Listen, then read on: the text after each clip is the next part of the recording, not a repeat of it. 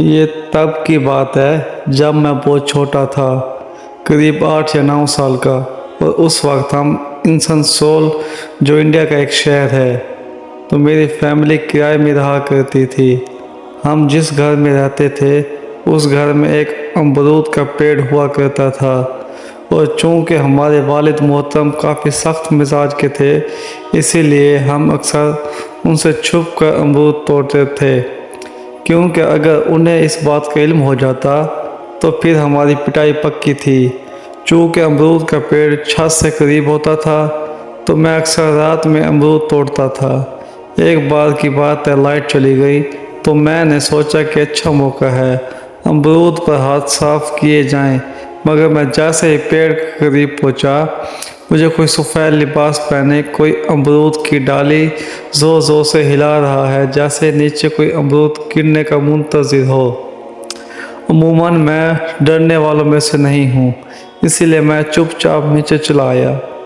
नीचे आने के बाद रात भर मुझे बुखार हो गया, और हर रोज़ ख्वाब में एक आदमी मुझे अमरूद की टोकरी दे रहा होता। मैंने किसी से जिक्र नहीं किया। बुखार कभी आता कभी चला जाता। आपको एक बात बता दूं, हमारे वालिद मोहतरम आमिल हैं। हमारे घर में बेशुमार किताबें हैं उन चीज़ों को लेकर। खैर, मैंने ख्वाब का जिक्र अपनी वालदा मोहतरम से किया। पहले तो वो बहुत ख्वाब को इतनी संजीदगी से नहीं लिया, मगर मेरी हालत देखने के बाद अब्बू को सारी बातें बता दी।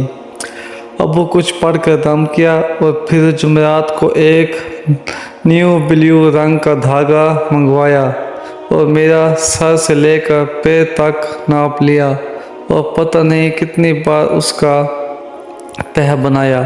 फिर उस पर कोई दुआ पढ़ी, और फिर मुझे हाथ में उस धागे को रखने का हुक्म दिया, वो भी हाथ बंद करके।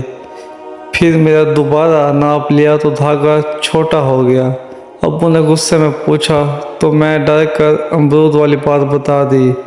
अब्बू बिना कुछ बोले एक हफ्ते के बाद घर खाली कर दीजिए, और हम लोग नए घर में आ गए। और उसके बाद जितने भी घर किराए पर लिए, उसमें कभी पेड़ देखना नसीब न हुआ। तो हज़रात बताएं, अब्बू ने ऐसा क्यों किया, क्या होगा? और घर खाली होने के बाद मुझे फिर कभी वैसा ख्वाब नहीं आया। अगर वीडियो अच्छी लगी तो सब्सक्राइब करना था, बेल आइकन को दबाना मत भूलना।